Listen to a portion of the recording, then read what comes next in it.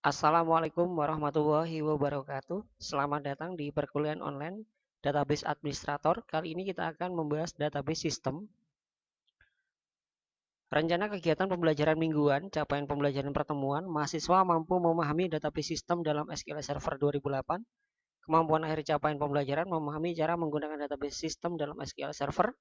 Bahan kajian yang pertama database, yang kedua security, yang ketiga server object, yang keempat replication, yang kelima manajemen.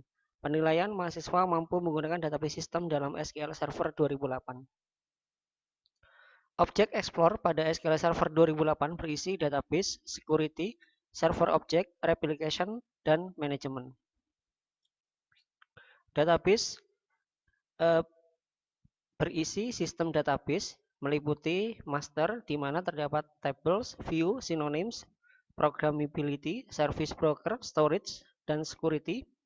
Yang kedua ada model, tables, view, synonym, programmability, service broker, storage, dan security.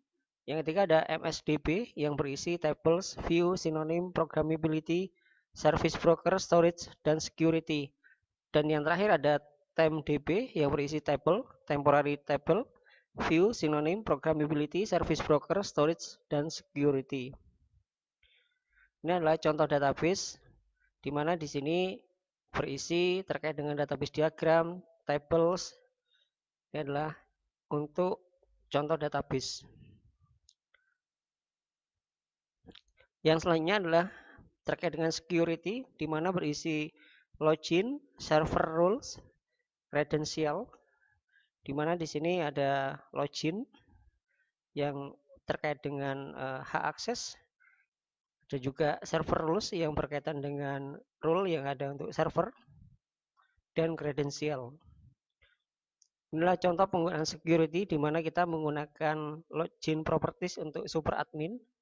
Kita masukkan password dan confirm password untuk super admin. Jika sudah sesuai, tekan tombol OK. Server object berisi backup device, linked server, dan trigger. Di mana di sini terkait dengan koneksi yang berkaitan dengan ADS, DSO object, MS DAOSP, MSDASQL, MSIDXS, search, SQL, dan SQL only DB. Dan juga ini adalah contoh dari penggunaan trigger di mana kita klik kanan trigger, lalu kita memilih start PowerShell. Kita masukkan yang terkait dengan SQL Server PowerShell, terutama yang berkaitan dengan triggers. Selanjutnya adalah replication di mana di sini ada local publication dan ada juga local subscription. Proses replikasi yang berjalan dengan dua server yang berbeda, bisa satu server dengan dua instance, di mana apabila server satu melakukan update data, maka server yang dua yang sudah di set replication akan berubah isi datanya secara real time. Dua server ini biasa disebut dengan publication atau server source yang akan direplikasi, dan subscription atau server destination yang akan mereplikasi. Ini adalah contoh terkait dengan replication di mana kita klik kanan, nanti kita pilih new publication, dan klik kanan local subscription dengan pilih new subscription. Tinggal nanti disesuaikan, tekan tombol next sampai finish.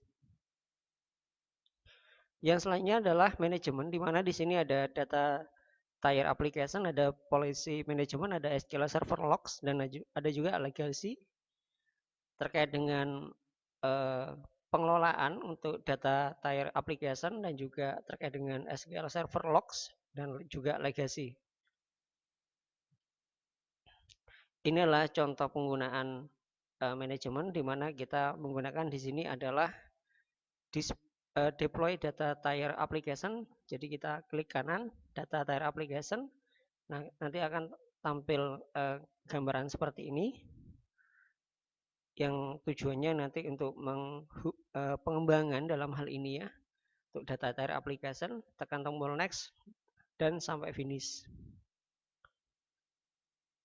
Yang selanjutnya adalah sysObject, di mana salah satu dari kumpulan katalog view pada SQL Server 2008. Pada sysObject terdapat informasi metadata dari hampir seluruh objek utama di SQL Server 2008 kecuali metadata mengenai kolom table, backup, replikasi, database maintenance, maintenance plan, dan katalog data SQL Server Agent. View ini perlu direalisasikan dengan beberapa katalog view lainnya untuk mendapatkan rincian yang lebih lanjut seperti sys.columns, sys.triggers, sys.procedure, dan sys.index, dan lain-lain. Beberapa data yang bisa didapatkan dari view ini antara lain daftar nama tabel pada berbagai skema, tipe-tipe dari tabel tersebut, daftar nama view, primary dan foreign key, constraint, dan lain-lain. Ini adalah contoh terkait dengan sysObject, di mana di sini ada sys.all._object, ada kolom, name, object ID, principal ID, schema ID, parent object, tipe dash, create date, modify date, is ms zip, is published, dan is schema publish. Berikut adalah penjelasan dari penjelasan gambar di atas. Name merupakan nama dari objek, objek ID nomor identifikasi unik dari objek tersebut pada database. Principal ID itu adalah ID dari pemilik objek. Schema ID itu ID dari skema di mana objek tersebut berada. Ada parent object ID, ID dari objek di mana objek itu menjadi bagian darinya. Ada tipe objek, ada tipe disk, deskripsi dari tipe objek, ada create object yang terkait dengan tanggal objek tersebut dibuat, ada modify date, tanggal objek tersebut mengalami perubahan, ada is ms zip, menandakan apakah tersebut adalah komponen internal SQL Server, ada is publish, menandakan apakah objek tersebut adalah yang akan dipublikasikan pada replikasi, ada is schema publish, menandakan jika skema objek dipublikasikan pada replikasi. Ini adalah contoh penggunaan sysObject di mana kita ketikkan query select bintang from sys.object where tipe sama dengan string who. Ini pada tabel perkuliahan di sini akan ditampilkan terkait dengan hasilnya akan seperti ini. Berikut adalah referensi untuk pertemuan kali ini dari belajar SQL. Sekian, terima kasih. Sampai jumpa di pertemuan selanjutnya. Wassalamualaikum warahmatullahi wabarakatuh.